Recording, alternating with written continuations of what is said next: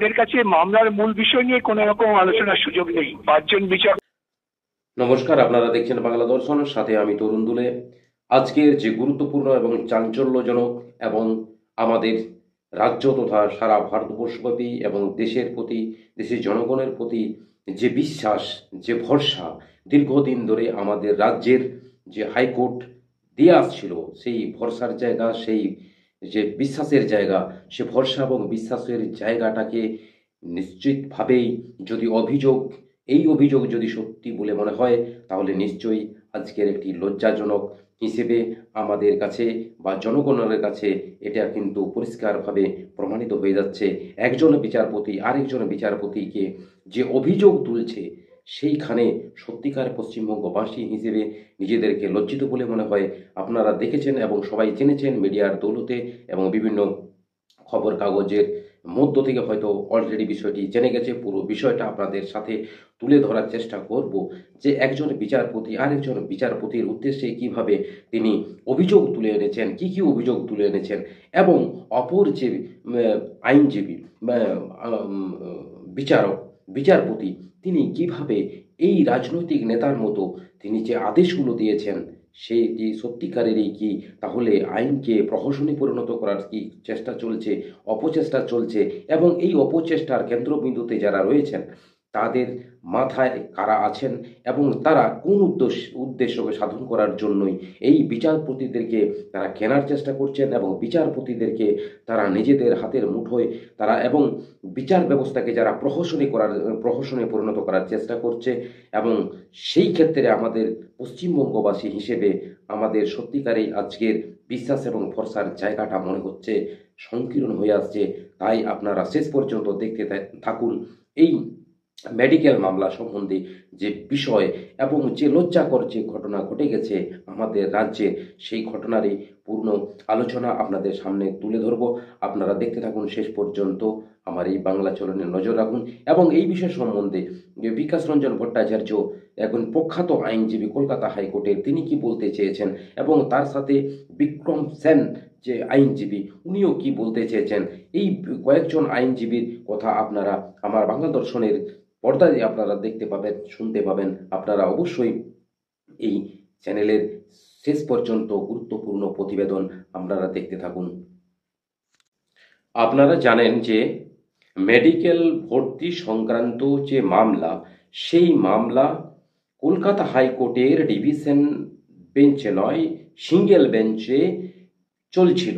সেখানে যে ঘটনা, যে মেডিকেলে ভর্তি হচ্ছে এসটি এবং এসটি সার্টিফিকেট জাল হিসেবে ব্যবহার করে তারা মেডিকেলে ভর্তি হচ্ছে এমবিবিএস পড়ার জন্য।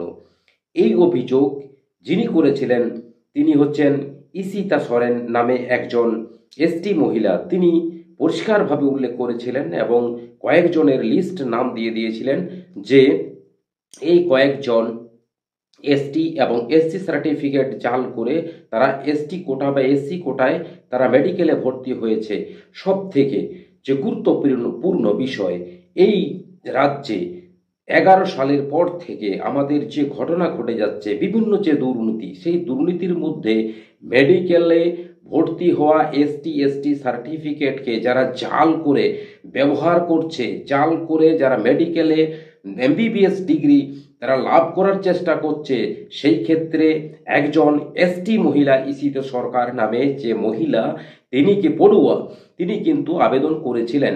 সেক্ষেত্রে দেখা গেছে যে অভিজিৎ গঙ্গোপাধ্যায় পরিষ্কারভাবে তিনি সিবিআইকে নির্দেশ দিয়েছিলেন সিবিআই তদন্তের জন্য একটি কেস ফাইল করে এবং সেটাকে সিবিআই ইনকোয়ারি করার জন্য।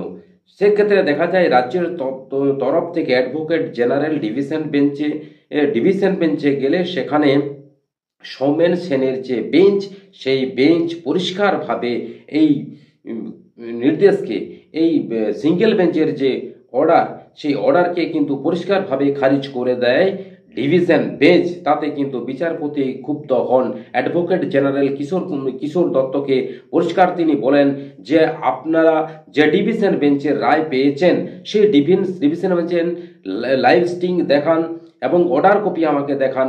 যদি সেখানে দেখাতে পারেন নিশ্চয়ই তাহলে সেটা আমি মেনে নেব, নচেত কিন্তু আমি সিবিআইকে কেস ফাইল করে সিবিআই তদন্তের নির্দেশ বহাল রাখবো বা অর্ডার দেব। কিশোর দত্ত তাৎক্ষণিকভাবে তিনি পুনরায় ডিভিশন বেঞ্চে গেলে তার যে নির্দেশ দিয়েছিলেন অভিজিৎ গঙ্গোপাধ্যায় সিবিআইয়ের যে নির্দেশ দিয়েছিলেন এসটি সার্টিফিকেট জাল করে মেডিকেল ভর্তি হওয়ার, সেক্ষেত্রে পরিষ্কারভাবে তিনি কিন্তু এই মামলা খারিজ করে দেন। এটা শোনা মাত্র অভিজিৎ গাঙ্গুলি পরিষ্কারভাবে প্রচুর বিক্ষুব্ধ হন এবং তিনি অ্যাডভোকেট জেনারেলকে পরিষ্কারভাবে ভরা এজলাসে উল্লেখ করেন যে এই বিস্ফোরক অভিযোগ করেন অভিজিৎ গাঙ্গুলি সোমেন সেনের এগনেস্টে। বিচারপতি সোমেন সেনের এগনেস্টে তিনি পরিষ্কারভাবে উল্লেখ করেছেন তার যে অর্ডার কপিতে যে 25 তারিখে অর্থাৎ 25শে জানুয়ারির আগে যে নিয়োগ সংক্রান্ত যে দুটো মামলা চলছে এবং সেই বিষয় সম্বন্ধে তার নিজস্ব চেম্বারে সোমেন সেন নিজস্ব চেম্বারে অমৃতা সিনহাকে বিচারপতি ডিভিশন বেঞ্চের আরেক যে বিচারপতি অমৃতা সিনহা তিনি যে দুটো গুরুত্বপূর্ণ নিয়োগ সংক্রান্ত যে মামলা চলছিল তার এজলাসে, সেখানে তিনি নিজস্ব সোমেন সেনের ডিভিশন বেঞ্চ এর যে স্পেশাল চেম্বার, সেই স্পেশাল চেম্বারে অমৃতা সিনহাকে ডেকে পরিষ্কারভাবে তিনি বলতে থাকেন যে অভিষেক বন্দ্যোপাধ্যায়ের রাজনৈতিক ভবিষ্যৎ উজ্জ্বল, অযথা তাকে ডিস্টার্ব বা ডেকে কখনোই তাকে বিরক্ত করা চলবে না, তার রাজনৈতিক ভবিষ্যৎ বা রাজনৈতিক কেরিয়ার উজ্জ্বল রয়েছে। অমৃতা সিনহাকে পরিষ্কার 1 নম্বরে তিনি নিজের এজলাসে ডেকে বলেন এবং দ্বিতীয় নম্বরে বলেন যে লাইভ স্ট্রিমিং আপনার যে এজলাসে এই নিয়োগ সংক্রান্ত মামলায় অভিষেক সম্পর্কিত যে দুটো মামলা চলছে সে মামলায় লাইভ স্ট্রিমিং বন্ধ রাখতে হবে। তৃতীয় নাম্বার যে অভিযোগ করেছেন বিচারপতি অভিজিৎ গঙ্গোপাধ্যায়, 3 নম্বরে বলা হচ্ছে প্রাথমিকের দুটি যে তদন্ত চলছে সেই তদন্তকে টোটালি খারিজ করতে হবে। এই ধরনের এক মারাত্মক অভিযোগ করছেন এক বিচারপতি আর এক বিচারপতিকে উদ্দেশ্য করে। এবং কি তিনি আরো উল্লেখ করেছেন যে রাজনৈতিক এই সৌমেন সেন রাজনৈতিক নেতার মতো তিনি ব্যবহার করছেন, এর পিছনে রাজনৈতিক ষড়যন্ত্র কাজ করছেন এবং রাজনৈতিক নেতাদের মতো তিনি কোন রাজনৈতিক নেতাকে বাঁচানোর চেষ্টা করছেন। এবং কি তিনি আরো উল্লেখ করেন যে পরিষ্কারভাবে বলে থাকেন যে বিচারপতির 2 বছর আগেই ট্রান্সফার হয়ে গিয়েছিল উড়িষ্যাতে, তিনি কার বলে, কোন রাজনৈতিক ক্ষমতার বলে, কোন নেতার কালো হাতের ছোঁয়ায় তিনি এখনো পর্যন্ত কলকাতা হাইকোর্টে বিচারপতি হিসাবে রয়ে গেছেন ডিভিশন বেঞ্চে। সেই কারণে তিনি পরিষ্কারভাবে আমাদের দেশের যে সুপ্রিম কোর্টের প্রধান বিচারপতি, তিনি তার কাছে পরিষ্কারভাবে তিনি এই বিষয়টিকে গুরুত্ব সহকারে দেখার জন্য তিনি বলেছেন।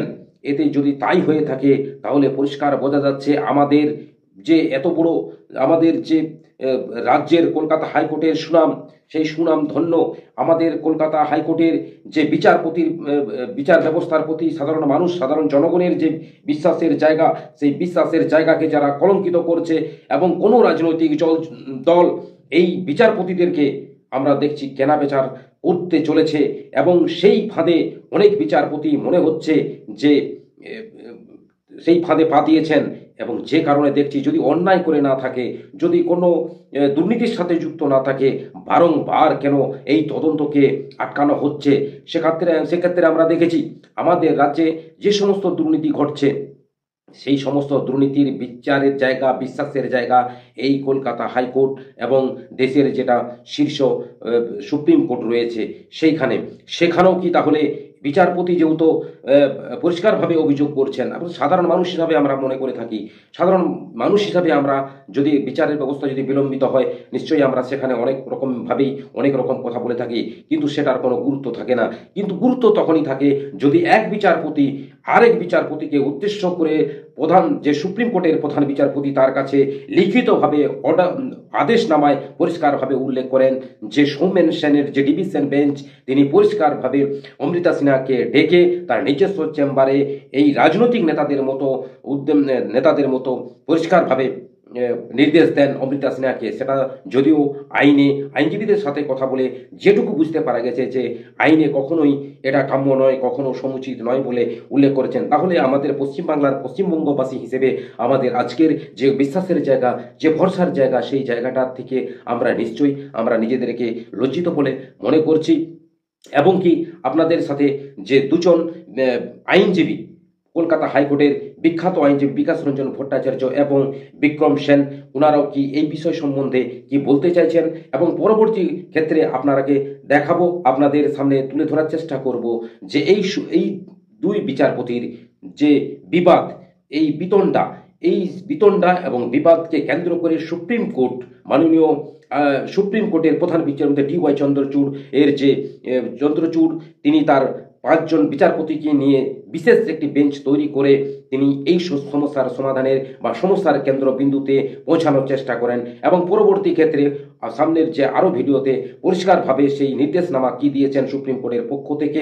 এবং যতদূর জানা যাচ্ছে যে সুপ্রিম কোর্টের পক্ষ থেকে দুই বিচারপতির এই যে 2 এজলাসে মামলা চলছিল, একদিকে ডিভিশন বেঞ্চ, একদিকে সিঙ্গেল বেঞ্চের অভিষেক বন্দ্যোপাধ্যায় সিঙ্গেল বেঞ্চের পক্ষ থেকে যে সমস্ত নিয়োগ সংক্রান্ত মামলাগুলো শুনছিলেন, এবং অপরদিকে ডিভিশন বেঞ্চে নিয়োগ সংক্রান্ত যে মামলাগুলো যে সেনের এজলাসে চলছিল, বিচারপতি সেন তার এই দুজন বিচারপতির এজলাস থেকেই সেই মামলাগুলো তুলে নিলেন সুপ্রিম কোর্ট এই পর্যন্ত। এবং পরবর্তী ক্ষেত্রে সুপ্রিম কোর্ট কি নির্দেশ দেয়, কি নিয়ে অর্ডার দেন, সেই বিষয় নিয়ে আপনাদের সামনে তুলে ধরার চেষ্টা করব। ততক্ষণ পর্যন্ত আপনারা শুনুন বিকাশ রঞ্জন ভট্টাচার্যের মুখ থেকে তিনি আইনগতভাবে তিনি কি বলতে চেয়েছেন এই দুই বিচারপতির যে দ্বন্দ্ব, সেই দ্বন্দ্ব বিষয় সম্বন্ধে।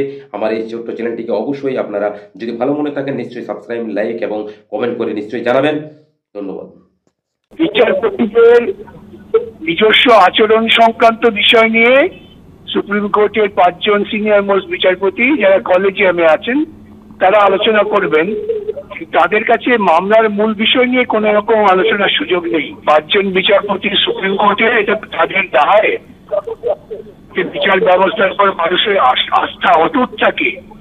এবং কলকাতা হাইকোর্টে যা ঘটেছে এত বড় দুর্নীতির মামলায়, সেই দুর্নীতির মামলায় যদি এমন অভিযোগ থাকে যে একজন বিচারপতি আরেকজন বিচারপতিকে প্রভাবিত করার চেষ্টা করছেন, তবে সেটা মারাত্মক অভিযোগ। সেটা নিয়ে তো সুপ্রিম কোর্টে হস্তক্ষেপ করা দরকার, যাতে মানুষ বিচার পায় এবং এত বড় দুর্নীতির পর্দা ফাঁস হয়। এটা তো বিচার প্রার্থীদের কাছে